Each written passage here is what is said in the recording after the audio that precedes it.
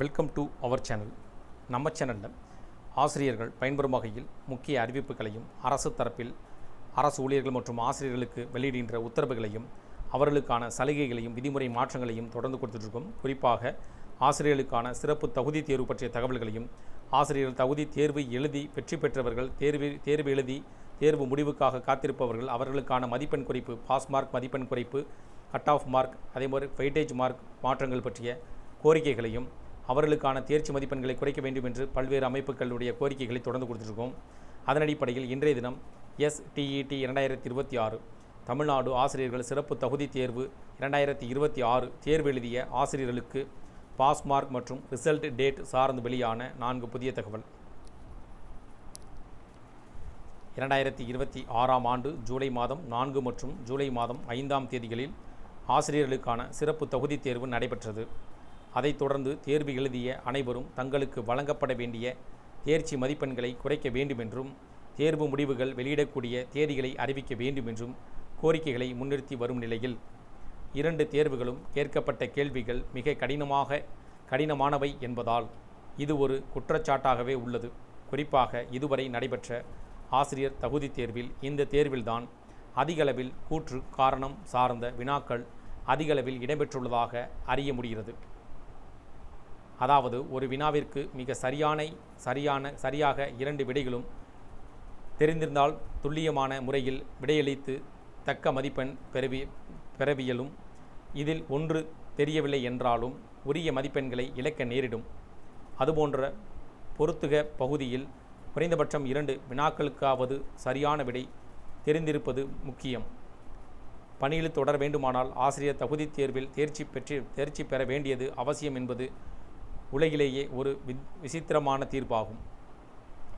இதுபோன்றதொரு ஊழியர் விரோத முடிவு என்பது வேறு எந்த துறையிலும் கிடையாது.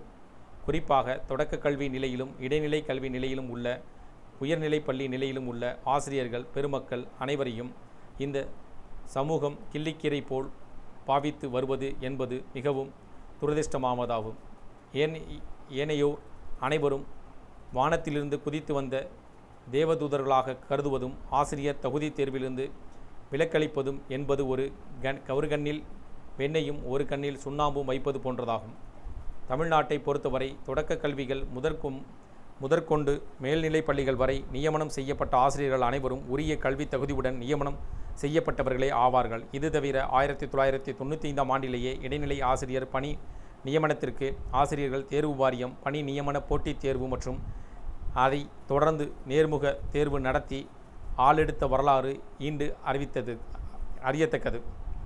அதன்பின் 2004-2006 தொகுப்பூதியம் காலத்திலும் கூட பட்டதாரி ஆசிரியர்கள் பணி நியமனத்தின் முறையிலேயே ஆசிரியர்கள் தேர்வு வாரியம் நடத்தி போட்டித் தேர்வெழுதி வெற்றி பெற்றவர்களே 4000 தொகுப்பூதியத்தில் பணி நியமனம் செய்யப்பட்டனர் என்பது குறிப்பிடத்தக்கது. இவை அனைத்தும் அவ்வக்கால ஆசிரியர்கள் தகுதி தேர்வு என்பதை நினைவில் கொள்வதே கால சிறந்தது.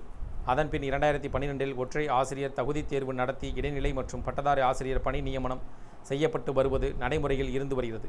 இதில் பாவப்பட்ட இடைநிலை ஆசிரியர்களுக்கு மட்டும் விதிவிலக்காக பணி நியமன போட்டித் தேர்வு நடத்தப்படும் என்று அறிவிப்பானது பலதரப்பட்ட எதிர்ப்புகளின் காரணமாக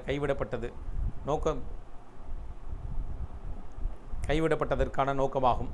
1995, 2002, 2012 ஆகிய காலகட்டங்களில் ஆசிரியர்கள் வாரிய மூலம் நடத்தப்பட்ட தேர்வுகளுக்கு ஆசிரியர் போட்டித் தேர்வு மற்றும் தகுதி தேர்வு என்ற பெயர்கள் வேண்டுமானால் வேறாக இருக்கலாம். ஆனால் நோக்கம் ஒன்றுதான் என்பதை புரிந்து கொள்வதும் இன்றியமையாதது. அதேபோல் அவர்கள் காலகட்ட நியாயம் அவர்களுக்கு என்பதில் மாற்று கருத்து தேவையில்லை. குறிப்பாக இந்த நவீன உலகம் மனிதர்களை கருத்தில் கொண்டு குறிப்பாக இந்த கோரிக்கைகளை 50 வயதை கடந்த நல்லாசிரியர் பெருமக்கள் பலருக்கும் பணியில் தொடரும் பதவி உயர்வு பெறும் ஆசிரியர் தகுதி தேர்வு கட்டாயம் என்கிற உத்தரவு என்பது பெரும் மன உளைச்சலை தந்துவிட்டது உண்மை.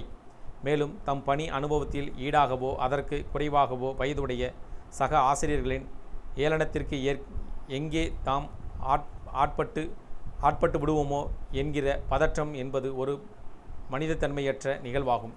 இதில் பல்வேறு உடல் உபாதைகளும் தொந்தரவுகளும் வேறு. இதுபோன்ற காலகட்டங்களில் தற்போது இருக்கக்கூடிய தேர்வுகளில் சிறப்பு ஆசிரியர் தகுதி தேர்வில் தேர்வுக்கான மதிப்பெண்கள் குறைப்பு அல்லது கூடுதல் உயர்கல்வி தகுதிக்கு அதிகபட்சமாக 5 மதிப்பெண்கள் மற்றும் பணி அனுபவ காலத்திற்கு அதிகபட்சமாக 10 மதிப்பெண்கள் மாநில அரசு கொள்கை முடிவெடுத்து வழங்குதல் என்பது சலுகை அல்ல, உரிமையாகும். இது அடிப்படையில் இத்தேர்வு சார்ந்த நீதிமன்ற வழக்குகளுக்கு முற்றுப்புள்ளி வைத்து விரைவில் தேர்வு முடிவுகளை ஆசிரியர்கள் தேர்வு வாரியம் வெளியிட்டு பல்வேறு மனக்குழப்பங்களில் தவிர்க்கும் ஆசிரியர்கள் சமூகத்தை இந்த அரசு தாயுள்ளத்துடன் காக்க முன்வர வேண்டும் என்பதை அனைவரின் எதிர்பார்ப்பாகும் என்றும் கோரிக்கைகள் முன்னிறுத்திருக்காங்க. இதனால் பார்த்திங்கன்னா ஆசிரியர்கள் இந்த குழப்பங்களுக்கு ஆசிரியர் தேர்வு முடிவுகள் தேதி அறிவிக்கப்பட வேண்டும். அதேபோல் ஆசிரியர்களுக்கான மதிப்பெண்கள் குறைப்பது பற்றிய தகவல்களை வெளியிட வேண்டும். பல்வேறு கோரிக்கைகள் முன்னிறுத்தி வராங்க. அந்த கோரிக்கை பார்த்திங்கன்னா அனைத்து வகையான கோரிக்கைகளும் தேர்வு முடிவுகள் வெளியிட வேண்டும். அதேபோல் தேர்ச்சி மதிப்பெண்கள் குறைக்க வேண்டும் என்பதுதான். இந்த கோரிக்கைகள் உங்களுக்கு பயனுள்ள இருந்துச்சுன்னா வீடியோக்கு லைக் பண்ணுங்கள். மீண்டும் இதேபோல் பயனுள்ள தகவலை சந்திப்போம். நன்றி.